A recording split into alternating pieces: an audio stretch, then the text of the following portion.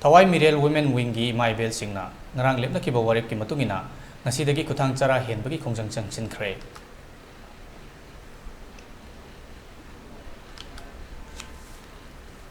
Lezariba mapamase Singzamaigi Ima Kaitwadani, Thawai Mirel Women Wing Haikiba Fondo Kiba Wafamgi, Narang Lokiba Warip Kimatung Ina, Wagi Manipura Ladiba CSO Sing Organization Sing, Tongan Ladiba Loop Sing Sina, Amato in a Punsidana,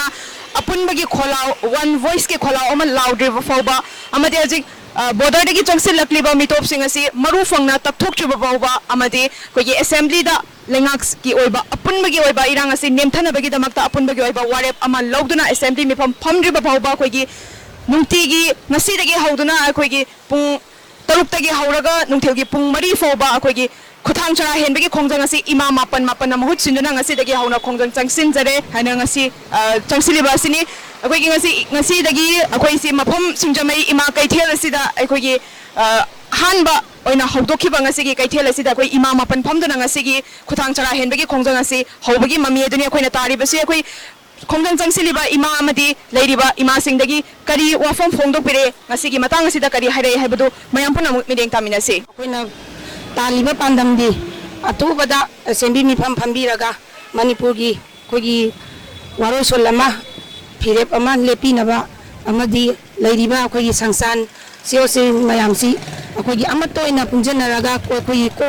अमतोइबा को अमा पुंजनरगा अखोगी सिदेसिदा पुलगा कैदबो यागे हाबेदो तानरगा अखोई याम अथुबा मतमदा यासनबा मा पुरागा अखोगी हौजी हौजी तंगरिबा लाल लेप कौबा लैते हौजी नोमगी कांगदना अमदा हौजी cookie Naga तोक्रो अखोई मसेन सु हौजी मैतै अखोइसु नागा सु मंगारे cookie सु मंगारे अखोई मसेन सेटलगा चाबगी फिबम अमसु लाकनी अदुना अथुबा मतमदा अखोगी असेंबली मिफम से अथुबा मतमदा कौबिरगा अरोइबो ओइना फिरेप अमा असेंबली दा याना बा अमा पोरबिरगनाबसु अदुगी दमक्तसु दाबिनी अदुगा अखोगी लैरिबा मणिपुर सिदा सिओ सिंग मयाम सिजु को अमत्ता जुजनरगा कैदबो यागे हाबिदा अथुबदा जनमगी दमक्ता अखोइना इमा सिंगना कोई खुथांग चरा हेनबा से तौजबनी अमरोमदा चरा हेनबगी खोंजंग चंगसिंग लिंgai manungda police personnel singa ima ibel singa gi marakta singjamai kethelda phamba yani yaroi haibagi matangda ningai sangdanaba thokre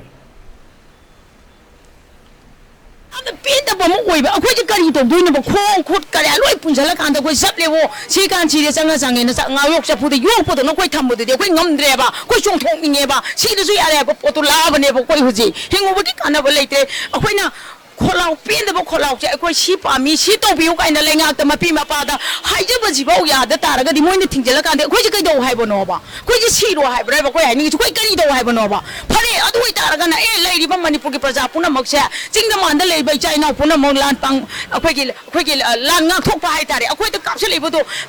थेंगना सखे बिचाय सुजिंग दे युम दानजल लोइ तुम लेरो इमा इबे नोजो हानगी पुसी महान जंदे हाइरो अथु मतम द कोई ला लोइसलेनी नुमिसु निमोंते लोइसलेनी हानजन बिरो हाइरो कोई हानजन गेबा खोदक्ता अदुगुम्बदुदि वाफम अमता हाइदना दुम लांग कोई मंगलांग नबै तादे मिकअप थोंतना लेरगा अदु तौबसु यारो अदा तौबसु यारो ना खोदना लोजे होंदिन लोइबा लेबा कुकीदना करीत लेतबा ngachina ama pami hayeng na apa pami hangchina ama pami haibada maduna aruba wafam oina khanna leba je koi manipur praja oina khang bangamdre ba si gi sara hemji de laibu lai thong si bi khongjang ready already loina mane hoje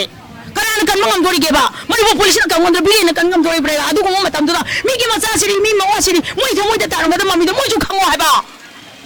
om lai ba madri madon du digi nu bi ta yaw bro ngasi sara hel sida khongjang jangi sida yaw bro lan theng na bu cha bro mai ma sa amta moi noi ka pa yaw bro kari ge khoi da theng ma no ba khoi je kai da hai ma no ba siro ai ga ha do phi ro ku ki ma ko da chi ro moi ma ko da ko chi ri ya ri hai ba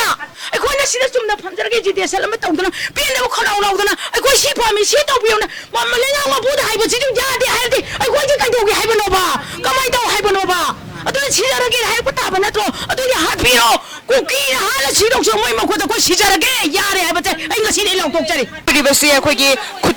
खुतलाई पाइदना इमा सिंगना मफम the चसिंगना अखोई ngak thokpa ngamdrabasu अखोई ngasi gi इमा मापन सिना चरा हेंदुना अखोई gi खोंजंग असे चंगसिलबा पावबदा अखोई gi लेरिबा सिंगजमै gi ओसी police सिंगसिना लाक्तुना अखोई खोंजंग असे चंगसिन बयारोय मफम से चंगसिन बयारोय हैना अथिंगबा कया पिबिरे अमदि इमा सिंगा पुलिस सिंग gi मरक्ता सो अखोई gi वारी वाताई सानबगी मतंग अदुनि अखोई इमा सिंगना पेंदबा वाफम कया अमसु फोंदोपिरे मरमदि अखोई gi ꯂꯩꯔꯤꯕ ꯏꯆꯥ ꯏꯁꯨꯁꯤꯡꯁꯤꯅ ꯆꯤꯡꯈꯣꯡ ꯆꯤꯡꯌꯥꯁꯤꯡꯁꯤꯗ ꯈꯨꯜ ꯉꯥꯛꯇꯨꯅ ꯂꯩꯔꯤ ꯑꯗꯨꯒ ꯃꯐꯝ ꯑꯁꯤꯗ ꯂꯩꯔꯤꯕ ꯑꯆꯧ ꯑꯁꯥꯡ MLAꯁꯤꯡꯁꯤꯅ ꯈꯣꯡꯖꯪ ꯆꯪꯁꯤꯟꯕꯁꯤ ꯌꯥꯎꯗꯅ ꯂꯩꯕꯥꯛ ꯑꯁꯤ ꯀꯟꯅꯕꯗ ꯃꯣꯏꯒꯤꯁꯨ ꯁꯔꯨꯛ ꯌꯥꯎꯔꯤꯕꯅꯤ ꯍꯥꯏꯕꯁꯦ ꯃꯌꯥꯝ ꯄꯨꯟꯅ ꯈꯪꯃꯤꯟꯅꯁꯤ ꯍꯥꯏꯕ ꯄꯦꯟꯗꯕ ꯋꯥꯐꯝ ꯀꯌꯥꯁꯨ ꯐꯣꯡꯗꯣꯔꯛꯏ ꯍꯤꯔꯝ ꯑꯁꯤꯒꯤ ꯃꯇꯥꯡꯗ ꯚꯤꯗꯤꯑꯣ ꯖꯔꯅꯦꯂꯤꯁꯠ 79ꯒ ꯂꯣꯏꯅꯅ ꯄꯥꯎꯗꯝꯖꯔꯤꯕꯤ ꯁꯅꯥ ꯍꯦꯃꯥꯝ ꯏꯂꯤꯠ ꯅ꯭ꯌꯨꯁ ꯁꯤꯡꯖꯃꯩ